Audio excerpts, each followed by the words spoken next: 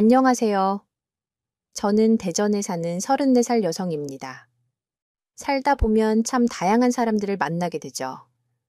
그중 나에게 해를 끼치는 사람도 있지만 내게 은인 같은 사람이 있기 마련입니다. 제게는 남들이 들으면 놀랄 만한 특별한 인연이 있어 사연을 신청하게 되었네요. 겪지 않으면 믿지 못할 제 이야기 들어보실래요? 저는 20대 초반부터 아버지가 하시던 사업을 도왔습니다. 정확하게는 사업체를 물려주시기 위해 일을 가르치신 거라고 봐야 하죠. 국내 화장품 업체들의 하청업체로 마스크팩을 생산하고 유통하는 회사였습니다. 제가 20대 후반에 본격적으로 경영을 물려받고 자체 마스크팩 브랜드를 만들고 홍보 판매하면서 3년 만에 매출 1,000억을 달성하기도 했어요. 전용 칠스. 아버지 세대와 달리 다양한 판매 유통망을 모색한 결과였죠. 해외 시장에서 한국 화장품이 인기를 끌면서 수요가 늘어났고 홈쇼핑 및 자체 인터넷 쇼핑몰에서 판매를 했거든요. 30살이 된 어느 날 처모임에서 만난 지인이 좋은 사람이 있다며 남자 한 명을 소개시켜 줬습니다. 연애의 연자도 모르던 저는 혹 실수를 할까 긴장하며 소개 장소에 나갔더랬죠. 안녕하세요. 소개받은 박상국 변호사입니다. 반갑습니다. 저는 최미연입니다. 서울에서 대전까지 멀리 오시게 했네요. 아닙니다. 이런 미인분을 소개받는데 제가 당연히 달려와야죠. 사진보다 실물이 더 아름다우시네요. 화장품 회사 운영하신다고 들었습니다. 네, 아버지 가원 물려받아서 하고 있어요. 개인 변호사 사무실 하신다고 들었어요. 01 곱이 5 칠스. 사무실 개업한 지 이제 몇 년 안 돼서 영업한다고 뛰어다니느라 정신이 없네요. 사람들 많이 만나고 다니는데 미연 씨 소개받으려고 그랬나 봅니다. 변호사라는 맞선 남은 시원시원한 기럭지의 직업 때문인지 언변이 좋은 사람이었습니다. 처음 소개받은 날 4살 차이는 궁합도 안 본다며 자기랑 결혼을 전제로 만나는 게 어떠냐고 적극적으로 밀어붙이더군요. 그냥 맞선이란 게 어떤 건지 호기심으로 나간 저는 그 남자에게 말 그대로 영업당했습니다. 수려한 말발과 적극적인 열정에 반해버린 거죠. 서울과 대전이라는 거리가 있음에도 불구하고 남자친구는 구애에 열성적이었습니다. 만난 지 1년도 안 돼서 양계 인사를 드리고 약혼식을 올리게 됐고요. 002 7 칠스. 미연아, 우리 결혼식도 그렇고 신접살림도 전부 대전에서 하는 게 어때? 자기의 회사 기반도 대전이고 장인 장모님도 그렇게 하는 게 편하실 거고 그래도 돼 오빠 아는 분들이나 시부모님은 서울이니까 불편해하지 않으실까? 서울 대전 뭐가 멀다고 대부분 축의금만 보내거나 친척분들은 버스 대절해서 같이 올 건데 무슨 걱정이야. 자기는 건강관리만 하고 다른 건 일절 신경 안 써도 돼. 빨리 결혼식 날 왔으면 좋겠다. 혼인신고라도 확 먼저 해버릴까. 최미연 박상훈 거라고 도장 팡팡 찍고 오빠도 참 어쩔 때는 못 말릴 정도로 성격 급하다니까 다음 주에 우리 집에 밥 먹으러 오라고 엄마가 그러시더라. 결혼 준비 상의할 것도 있고 오랜만에 얼굴 보고 싶으시대. 시부모님은 저희 친정과 같이 사업을 하시는 분들이었습니다. 03-5 칠스. 자세하게는 모르지만 식품 사업을 오래 하셨고 현재는 시아버지 건강이 나빠지셔서 일을 쉬고 계신다고 했어요. 남편, 남동생이 사업체를 함께 운영하며 전반적인 관리를 하고 있다고 하고요. 시부모님은 성품이 너그럽고 친절하셨습니다. 사귀면서 한번 약혼식 때 한번, 이번이 3번째 뵙는 거였는데 예비 시댁집을 방문한 건 처음이었죠. 어머님, 오랜만에 뵙죠? 죄송해요. 제가 대전에서 일을 하다 보니 그렇게 됐네요. 아이고, 괜찮아, 괜찮아. 결혼 전에 시댁은 와 봐야지 싶어서 식사 초대한 거야. 부담 가질 필요 없어. 어여 앉아 귀한 걸음 해줘서 고맙다. 아가 오빠는 일이 생겨서 조금 늦는다고 하더라고요. 제가 식사 준비 같이 도울까요? 아니야. 04, 41, 7. 손님이 무슨 일을 한다고 그래. 여기까지 오는데도 힘들었을 텐데 쉬어야지. 상욱이 아빠랑 동생도 공장에 일이 있어서 조금 늦는다는구나. 우리 여자들끼리 결혼 얘기도 하고 수다나 떨자꾸나 감사해요. 어머니 빈손으로 오는 건 아닌 것 같아서 한우랑 장례삼 준비해 봤어요. 뭘 좋아하실지 몰라서요. 이런 귀한 걸 우리도 못 해준 걸 이렇게 자꾸 해줘서 어떻게 상국이도 어디서 너 같은 복덩이를 데려왔는지 회사 운영한다고 힘들지는 않니? 결혼하면 시댁 자주 안 와도 된다. 너희 둘이 알콩달콩하게 잘 살면 그게 효도야. 내 정신 좀 봐. 목마르지. 아줌마 여기 마실 것 좀 가져다 줘요. 안 들리나? 아줌마 어머니 음식 준비하신다고 바쁘신가 봐요. 05, 41, 틀스. 제가 가서 말씀드릴게요. 손도 좀 씻고요. 예비 시댁을 도착하자마자 인상 좋으신 아주머니가 저를 반겨주셨는데 시댁에서 일하시는 가정부인가 보더라고요. 친절하게 짐도 들어주시고 신발도 가지런히 정리해 주시는데 다른 걸 보지 않아도 손끝이 야무지신 분인 게 눈에 보였어요. 안녕하세요. 이모님 상우 씨랑 결혼하게 된 최미연이라고 합니다. 물 한 잔만 마실 수 있을까요? 어머, 제가 마실 거 가져다 드려야 하는데 깜빡했네요. 직접 담근 식혜 있는데 그걸 드릴까요? 첫째, 도련님 약혼녀라고 들었는데 어쩜 이렇게 귀티가 흐르실까 식혜 좋아해요. 감사합니다. 이모님 부모님이 참 귀하시며 키우셨겠네요.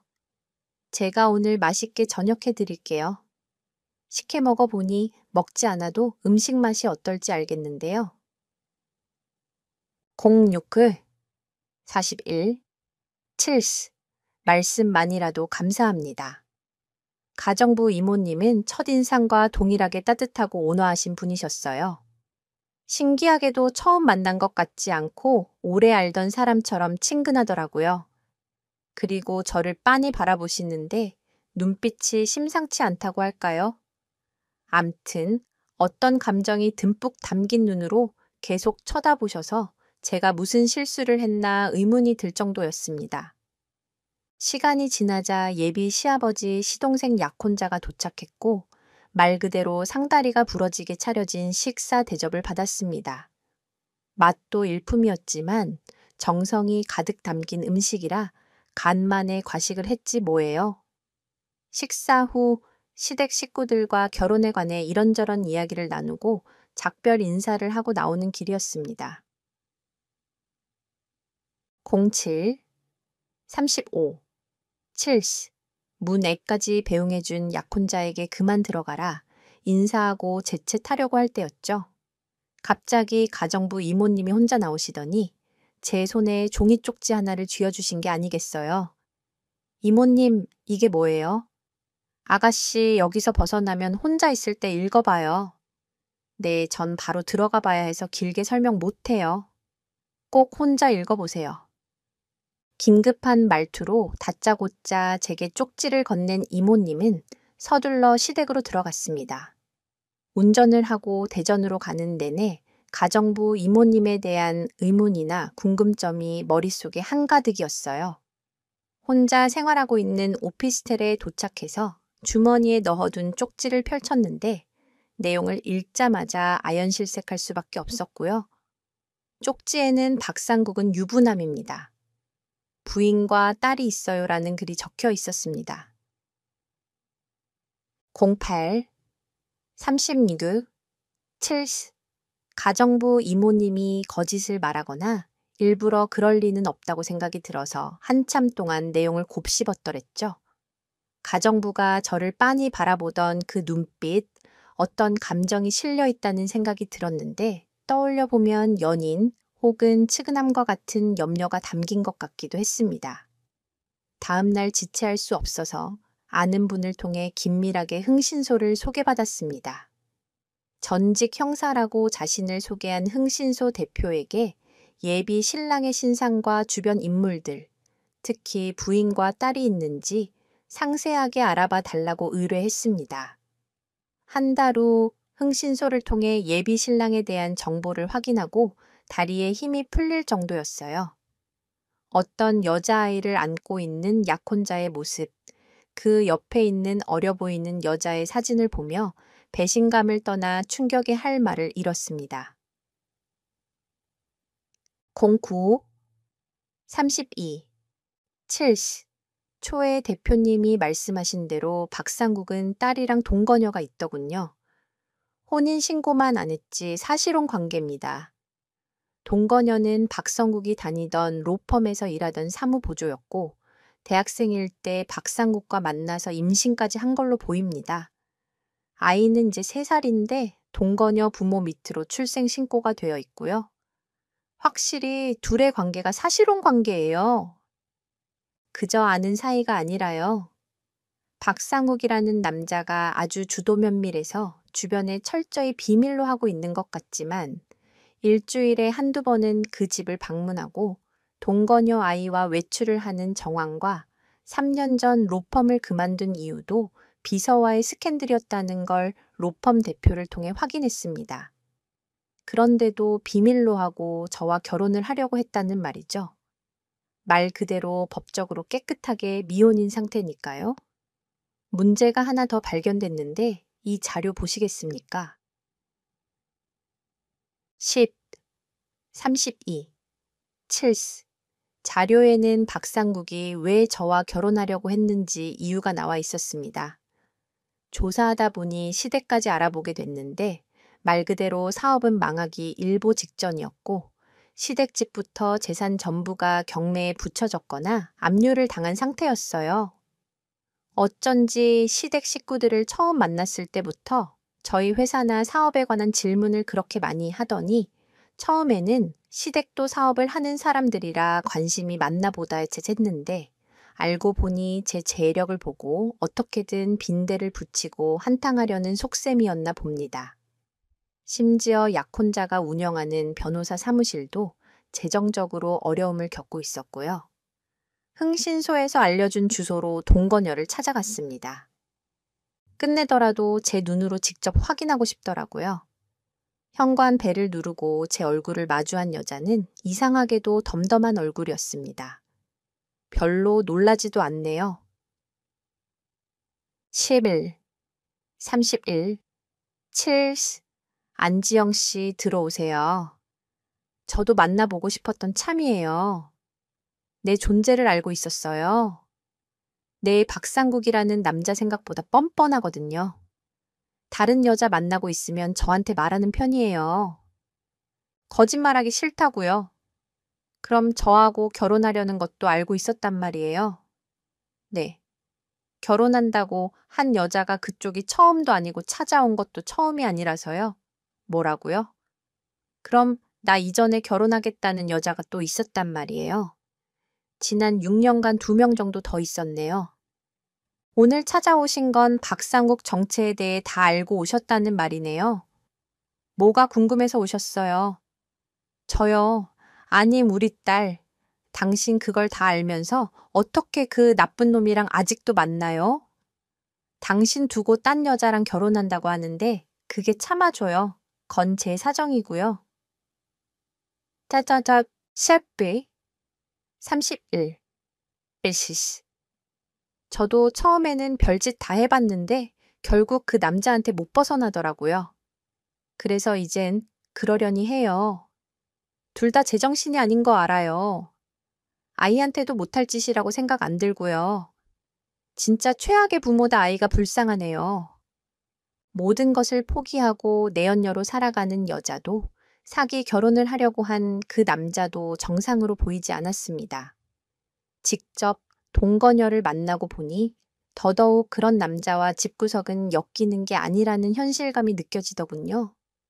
미연아, 우리 10월쯤 결혼식 올리는 거?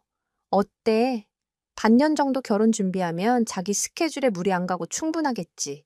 오늘 얼굴이 왜 그래? 무슨 안 좋은 일 있어? 당신이란 사람 진짜 뻔뻔하다 알고는 있어. 그게 무슨 말이야? 13, 25, 7. 자기 갑자기 왜 그래? 자기 웃기고 있네. 너 사람 6살 먹고 그렇게 사람 사기 치고 다니는 거 아니야. 네 딸한테 부끄럽지도 않니? 그게 무슨 소리야? 딸이라니 잡았대 생각하지 마. 사진이랑 증거 다 있고. 안지영 씨도 직접 만났어. 뭐? 언제 만났어? 너 내 뒷조사하고 다닌 거야. 13, 53, 70. 그거 불법인 거 몰라. 당신이 나한테 법적인 잣대 들이댈 수 있는 상황이야. 그런 걸로 따지면 너가 혼인빙자죄지. 내가 너한테 물질적인 걸 받거나 횡령한 게 없는데 성립이 안 되지. 힘만 살아가지고 변호사 능력. 왜 이런 데서 낭비하니? 우리 회사 내 재산 탐나서 접근한 거 모를 줄 알아. 시댁이라는 게 망하기. 일보 직전에 당신 사무실도 재정난이더라. 돈 보고 아주 의도적으로 접근한 주제. 이래도 사기 결혼 아니라고 할 수 있어. 너 아무리 그래도 나보다 어린 게 말 반토막인 거 아니지 않아. 돈 좀 있다고. 유세야, 내가 너 털어먹은 것도 아닌데 뭘 그리 예민하게 굴어. 돈 오고 간 거 없었다고 끝이야. 지난 2년간의 내 애정 노력 시간은 뭔데? 그건 아무것도 아니야. 14, 44, 7. 이 사기꾼아 파혼이야. 인생이 아깝다. 정말 진짜 고한년이랑 만나줬더니 말이 많네. 내가 너 재산 빼돌렸어. 솔까 말해서 우리가 결혼했어. 애 낳았어. 무슨 사기꾼이라는 거야. 이 여자 진짜 선 넘네. 막말을 아주 물 흐르듯이 하네. 아름다운 이별은 없다고 하지만 네가 진짜 더러운 끝을 만드는구나. 내가 고아인 게 그렇게 싫었으면 왜 결혼하자고 했니? 웃기네. 네 태생이 그런 게. 그럼 자랑이야. 나 이래봬도 변호사야. 잘 나가는 전문직 남자 미쳤다고 각오할 수 없는 널 만나겠어. 네 재산도 솔직히 입양해준 부모 덕이잖아. 10-5, 30트, 7. 어디서 고결한 척해. 마지막 남은 구질구질한 미련까지 한 방에 해소해줘서 잘 됐네. 다시는 보지 말자. 연락도 하지 말고 내 눈에 띄지도 마. 돈 밝히는 당신이 더 잘 알잖아. 자본주의 사회에서 돈의 힘이 얼마나 강한지 나한테 다시 한번 해코지 해봐. 내가 너 매장시켜버릴 거야. 네가 그렇게 보잘것없이 무시하는 나한테 가장 많은 건 돈과 힘 아니겠어. 끝까지 추잡하게 구는 약혼자에게 파혼 선언을 하고 집에 돌아왔습니다. 더러운 놈이 힘들게 얘기한 제 과거까지 들추며 뭐라 할 줄은 몰랐거든요. 심장이 두근거리며 눈물이 차올랐어요. 당당하고 센 척 말을 했지만 제 첫사랑이자 결혼까지 생각한 남자였기에 무덤덤할 수 없더라고요. 약혼자와 결혼을 앞두고 제 친부모님에 대해 얘기한 적 있었습니다. 셴시윕 19, 7. 저는 갓난아기 때 베이비 박스라고 불리는 곳에 버려졌던 아이였거든요. 충남 논산에 있는 보육원 한편에 버려졌던 아이, 그것이 제 어린 시절을 정의할 수 있는 말이었습니다. 운 좋게 초등학교 시절 지금의 부모님이 입양해 주셔서 10대 때부터 지금까지 무탈하게 살고 있기는 했죠. 누구에게도 말하지 않았던 과거와 속마음을 꺼내 보였던 사람이 저런 사기꾼의 파렴치한이었다니 제 스스로가 한심해서 견딜 수가 없었습니다. 도대체 지난 2년간 제가 사랑했던 남자는 누구였던 걸까요? 저급한 저런 남자에게 속았다는 게 자존심도 상하고 비수가 되어 한동안 저를 괴롭혔습니다.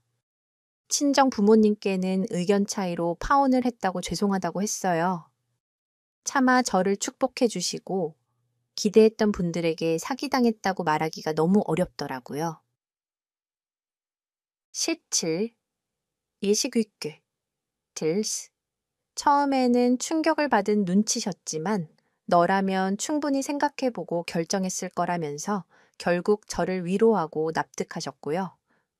바온 후 예비시댁이든 전 약혼자든 다시는 마주하고 싶지도 않고 서울 땅도 안 밟고 싶었지만 저에게 진실을 알려준 가정부 이모님이 많이 생각났어요. 달리 연락할 방도도 모르겠고 무작정 집 앞에서 기다리는 수밖에 없었습니다. 저녁 시간이 지나고 퇴근하고 나오는 가정부 이모님이 보였습니다. 이모님, 저 기억하시겠어요? 아가씨는 알다마다요. 파혼했다는 소식은 들었는데 여긴 어쩐 일이에요. 이모님께 고맙다는 말도 못한 것 같아서요. 일단 차 타세요. 집에 데려다 드릴게요. 일부러 나 때문에 여기까지 왔다고요. 10인칠 마지싯. 칠스.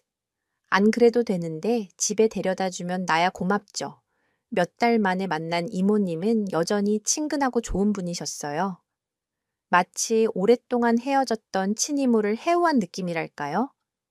제 인생이 그 사기꾼 집안과 엮여서 진창에 빠질 수도 있었는데 이분 덕분에 모면했다고 생각하니 더 고마움이 배가 됐습니다. 그래서 퇴근 후 피곤하실 테지만 차 한잔 하자고 부탁드렸어요. 정말 이모님 아니었으면 제가 어떻게 됐을지 상상도 안 가요. 나도 그 집에서 3년 넘게 일해서 그저 입 닫고 귀 닫고 모른 척하고 살았는데 아가씨를 보니 그럴 수가 없더군요. 예의 바르고 참한 사람이 아무것도 모르고 당한다고 생각하니까 내 딸이었으면 얼마나 상처받고 힘들까 싶어 내버려 둘 수 없어서 몰래 그런 쪽지 준 거예요.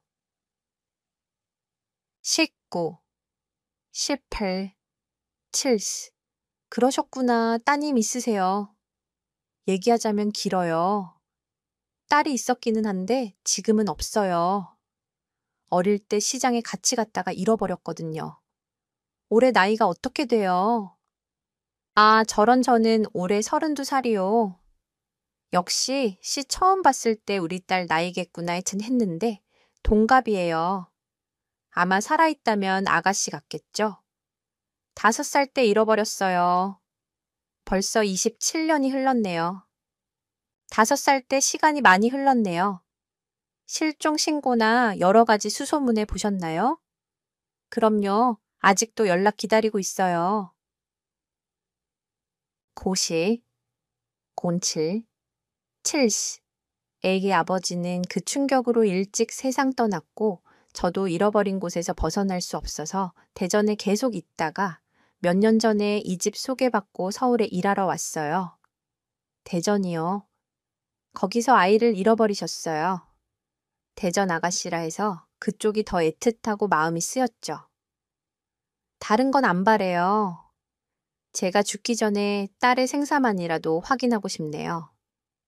이모님의 말을 들으니 처음 만나 감정을 담아 빤히 바라보던 눈빛이 이해가 갔습니다. 저를 버린 친부모는 누구일까? 도대체 왜 버렸을까? 온갖 상상과 원망을 하던 제 어린 시절이 떠오르면서 저와 반대로 아이를 잃어버리고 평생을 그리움으로 사는 이모님을 보니 마음이 아팠습니다. 제 친부모는 과연 나를 찾아는 봤을까? 하는 생각도 들고요. 21. 텔, 틀스. 제 인생을 구해준 은인이라며 제 도움이 필요한 일이 있으면 언제든지 연락하라고 말씀드리고 연락처를 교환했습니다. 처음에는 마다하던 이모님도 따님을 찾는데 도움을 드릴 수도 있지 않냐고 제가 거주하는 곳이 대전이니 더더욱 그렇다 하니 받아들이시더라고요. 따님 실종 때문에 정기적으로 대전을 다녀간다는 말씀에 다음에 식사를 하자고 약속하고 헤어졌습니다. 약혼을 하고 한동안 주변 사람들과 약속을 잡거나 모임에 나가고 싶지 않더군요. 하지만 간만에 보육원 동기이자 친자매 같은 친구 녀석과 만나기로 했죠.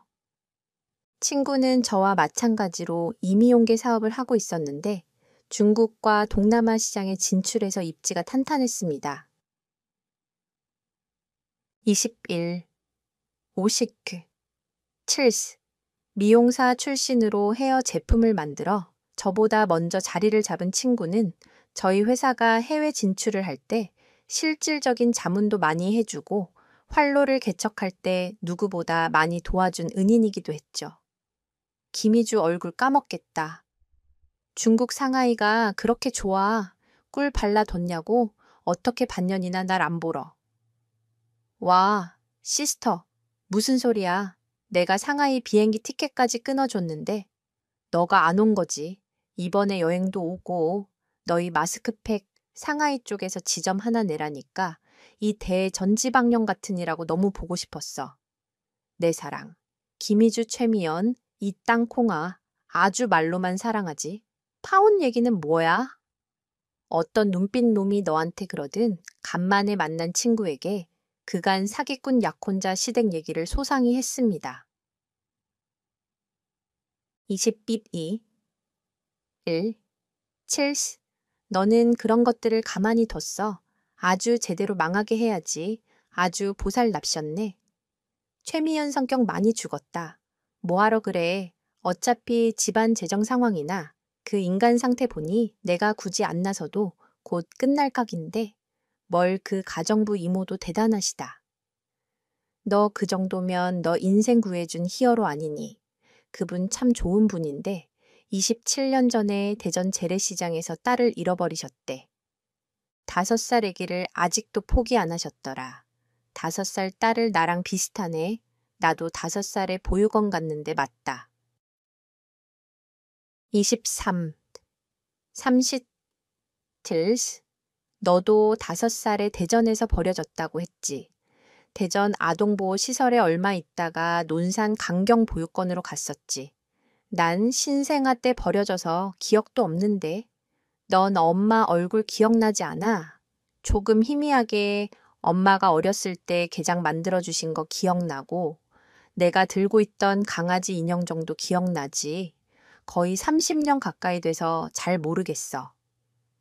넌 친부모님 안 찾아놔야 갓난아기 때 버려진 게 확실하니까 엄도 안 난다고 해도 넌 5살 때니까 부모가 널 잃어버린 걸 수도 있잖아. 모르겠어. 버렸을 수도 있고 잃어버렸을 수도 있잖아. 괜히 친부모 찾는다고 해서 만났는데 만나기 싫었다 하면 어떡해. 2번 버려지는 거잖아. 씁쓸하게 말하는 친구 얼굴을 가만히 보는데 갑자기 이모님이 떠올랐어요. 24. 23. 그때는 내가 무슨 말도 안 되는 상상이냐고 애써 생각을 말았지만요. 친구 희주는 결혼식을 2달 앞두고 있었습니다. 제가 남자 때문에 힘들어서 연애나 결혼 얘기가 진절머리 나기도 해. 찐사랑과 연애 7년 끝에 결혼하는 친구를 보니 너무 아름답고 좋아 보였죠. 27년 동안 봐 온 친구 모습 중에 가장 행복해 보이기도 했고요. 얼마 지나지 않아서 이모님이 대전에 오신다는 연락을 받았습니다. 그래서 약속대로 좋은 한정식 집에서 식사를 대접했어요. 이렇게 비싼 곳에서 밥 안 먹어도 되는데 내가 뭘 했다고 무슨 말씀이세요? 제 은인이시라니까요. 이것도 약수예요. 맘 같아선 한 재산 해드리고 싶을 정도인데요. 말만이라도 고마워요. 그런데 이런 말하면 실례려나? 네, 무슨 말씀인데요?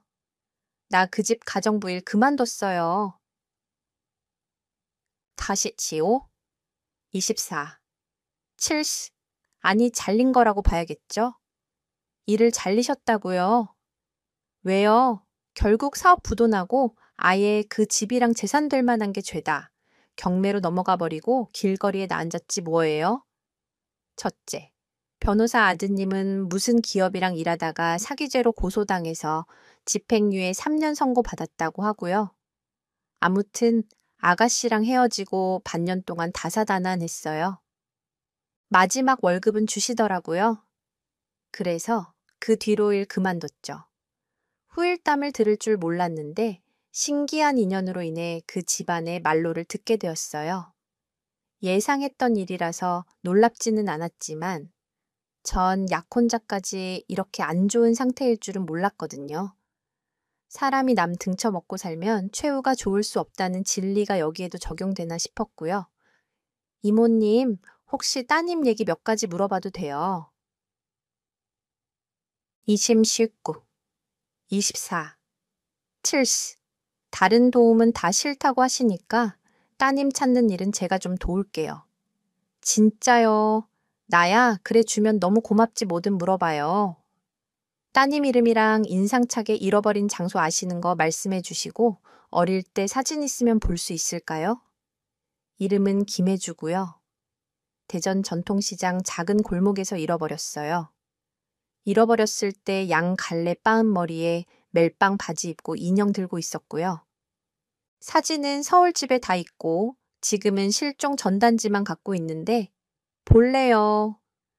어릴 때 집이 어려워서 돌 사진이랑 사진 몇 장만 찍어둔 게 다네요. 그게 그렇게 하니 될 줄은 몰랐죠. 이모님은 바른 실종 전단지를 제게 보여주셨어요. 선명하지는 않지만 모자를 쓰고 있는 여자아이의 모습이었죠. 사진을 본 순간 누군가가 제 머리를 댕 하고 치는 기분이었어요. 7, 25, 70. 완전하게 정면의 모습이 아니라 단언할 수는 없었지만 사진 속 아이는 제 친구의 모습을 빼다 박았더라고요. 저도 모르게 소림이 끼치면서 온몸에 닭살이 돋았습니다. 혹시 아이가 실종 당시에 들고 있던 인형 뭔지 기억나세요? 정확하지는 않지만 애한테 아기 인형이랑 강아지 인형이 있었거든요. 그 둘 중에 하나일 거예요. 그럼 평소에 아이가 좋아하던 반찬이나 자주 해주시던 음식이 있었나요? 그 어린 게 뭐라 하는지 간장게장을 참 좋아했어요. 반찬 투정을 곧잘 하던 애가 게장에 비빔밥을 김에 싸주면 그걸 참 맛나게 먹었어요. 밥 한 공기를 뚝딱 했다니까요. 28, 14, 70. 익힌 음식이 아니라서 식중독 걸릴까봐 아주 자주는 못 먹였지만 입맛 없어 할 때 해줬죠. 이건 정말 말도 안 되는 일이야. 왜 그래요? 갑자기 얼굴이 하얗게 질려서는 이모님 제가 확인할 게 있어서 그러는데 이 전단지 가져도 되죠? 그리고 이모님 사진 좀 찍어도 될까요? 네, 물론이죠. 얼마든지요. 그런데 무슨 일이에요? 제가 확실해지면 바로 말씀드릴게요. 저는 그 길로 회사에 하루 휴가를 내고 서울에 있는 친구에게 연락을 했습니다. 너무 급박한 일이니 당장 만나자고 말이죠. 다음날 사업차 다시 중국 상해로 돌아갈 준비 중이었던 친구는 저의 연락을 받고 많이 놀라는 눈치였습니다. 평소 웬만한 일로 흥분하거나 급하게 굴지 않는 제 성격을 알고 있었으니까요. 29, 13. 무슨 정신으로 운전을 했는지 모를 정도로 달려서 친구 오피스텔로 갔습니다. 최미연, 이게 무슨 일이야? 이 저녁에 이렇게 급한 일이라고 너답지 않다. 큰일이야 표정. 왜 그래? 희주야, 일단 심호흡 좀 할게. 너무 떨린다. 이 전단지 좀 봐봐. 이게 뭔데? 그래. 실종 아동을 찾습니다. 이 사진 속 아이 너야? 너 맞아. 김혜주 당신 아이 5살 이거 나차나 친구는 실종 전단지를 보며 벌벌 떨기 시작하더니 눈물을 흘렸습니다. 이거 어디서 났어? 이게 뭐야? 30. 넷이? 7. 미연아, 희주야. 나 너희 엄마 찾은 것 같아, 친구야. 진짜 말도 안 되는데 찾았다고. 내가 얼마 전에 내 은인이라던 예비시댁 가정부 이모님. 기억나지? 왜 우리 또래 딸 잃어버렸다고 했던 분. 설마 그분이 내 엄마라고? 응. 내가 이번에 식사 대접하면서 혹시나 하고 이것저것 물었는데 네 얘기랑 일치하더라. 전단지 사진도 너랑 비슷하게 생겼고 그분은 뭐라고 하셔? 내가 딸인 거 말씀드렸어. 아니 혹시 몰라서 확실할 때 얘기하려고 이모님 사진도 찍어왔어. 한번 봐봐. 친구는 믿기지 않은 눈으로 눈물을 그렁그렁한 채 이모님의 사진을 한참이나 바라보더군요. 그러더니 이윽고 휴대폰을 안고 오열하기 시작했습니다. 31. 첸, 칠스. 엄마를 애타게 부르주는 친구를 껴안고 얼마나 울었는지 모릅니다. 내가 이모님 연락처 드릴 테니까. 네가 직접 연락하는 건 어때? 사실 딸인 네가 직접 연락하고 밝히고 싶어 할 수도 있겠다. 싶어서 불어 이모님에게 딸을 찾은 것 같다고 설레발치지 않았어. 너가 원하는 대로 해. 얼마나 원하던 순간이니. 고마워 미연아. 내가 지금 정신이 없어서 어떻게 해야 할지 모르겠지만 진정 좀 하고 생각해 볼게. 배려해줘서 너무 고마워 친구야. 친구는 자신이 바로 연락하면 엄마가 너무 놀라실 것 같다고 제게 이모님과 상의해서 만날 장소와 시간을 잡아달라고 했습니다. 재회를 앞두고 엄마도 자신처럼 마음의 준비가 필요하지 않겠냐고요. 저는 기꺼이 그러겠다고 했습니다. 32. 07. 7.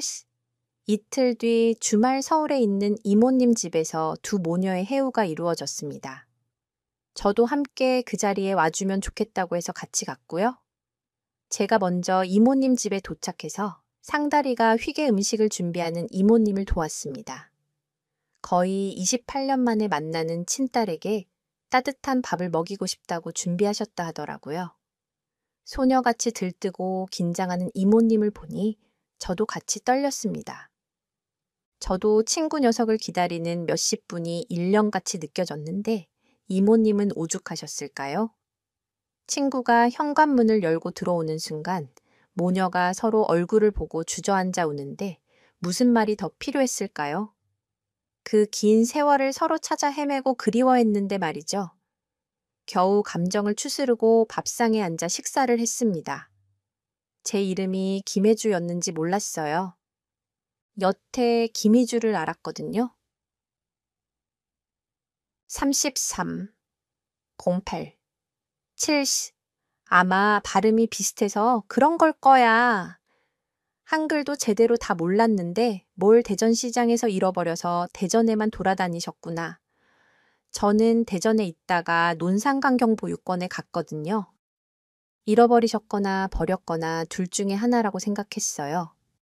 논산 쪽도 갔었는데 강경은 생각을 못했구나 이렇게 가까이 있었는데 그것도 모르고 맨맨 돌았다니 엄마가 미안해. 혜주야 미안하다 하지 마세요.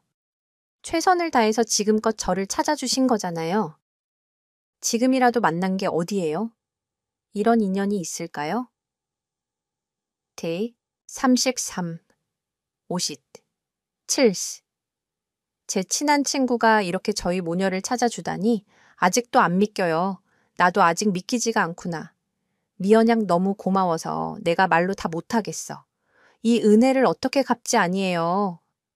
어머님 두 분 다 제 인생의 은인들인데 제가 조금이라도 은혜를 갚는다면 그걸로 좋게요. 진심 너무 잘 됐어요. 진짜 앞으로 둘 다 꽃길만 걸었으면 좋겠어요. 친엄마를 찾은 친구가 부럽기도 했지만 그것보다 초등학교 때 저만 입양이 되고 홀로 보육원에서 고등학교까지 마친 친구를 보면서 미안하고 안쓰러운 게 컸거든요. 그래서 더 축복하고 잘 됐다는 마음이 들었습니다. 저는 두 모녀의 첫 해우를 지켜보다가 둘만의 시간을 보내라고 조용히 집을 나왔어요. 34. 50. 7. 새삼 인연이란 게 무얼까 진실된 마음은 하늘이 감복하는 걸까 하는 의문도 들었죠. 인연이란 삶의 한 모퉁이에서 어떻게 만날지 모른다는 생각이 들기도 했고요. 2달 뒤 친구의 결혼식이 있었습니다. 신부 대기실에서 꽃다운 모습으로 앉아있는 모습을 보니 얼마나 사랑스럽던지요. 장담하건대 그 순간은 세상 어떤 여자보다 가장 아름다운 신부였을 겁니다. 미연아, 너무 고마워. 너한테 어떻게 더 이 마음을 표현해야 할지 모르겠어. 너 그 고맙다는 소리 한 번만 더 하면 100만 번 채우겠다. 그만해. 그래도 진심 그런 걸 어떻게 해. 희주야, 나 사실 예비시댁이랑 사기꾼 약혼자 놈 때문에 왜 내가 이렇게 상처받고 말도 안 되는 일을 겪나 했었거든. 35. 40. 70. 그런데 이런 좋은 인연 이어주려고 내가 진흙탕 밟았나 싶어. 미연아, 나 여태 너한테 항상 미안했어. 우리 보육원 같이 있을 때 너가 먼저 입양되고 다시 파양돼서 보육원 돌아왔을 때 네가 울고 고통스러워 하던 거. 아직도 생각나. 내가 평생 네 옆에서 가족해준다고 약속하고 나만 입양됐을 때 너 마지막 인사 기억나? 이제 8살 된. 너가 날 보면서 웃어주더라. 나는 아직도 그 웃는 얼굴이 잊을 수가 없어. 나이가 들수록 더 생각나. 네가 어떤 심정이었을지 마음이 절절해서 평생 옆에 있어 준다고 약속했는데 못 지켜서 미안했어. 그걸 아직도 기억해. 내가 웃었어. 난 그냥 네가 행복했으면 했거든. 36, 42, 7. 나는 비록 취소됐지만 너라도 가족의 따뜻함을 느꼈으면 했어. 어렸지만 우리도 알 거 다 알고 있었고 미안해하지 마. 그래도 잊지 않고 계속 연락하고 너가 만나러 와줬잖아. 지금도 내 옆에 있고 우리 엄마도 찾아주고 울지 마. 아까까지 세상 제일 이쁜 신부여서 세상 제일 못난이가 되잖아. 아니거든. 우리 신랑은 내가 뭘 해도 제일 이쁘다고 하거든요. 애우 부러우면 지는 건데 아무튼 나는 결혼 선물 제대로 한 거다. 그러게 내가 세상에서 제일 귀한 결혼 선물 받았네.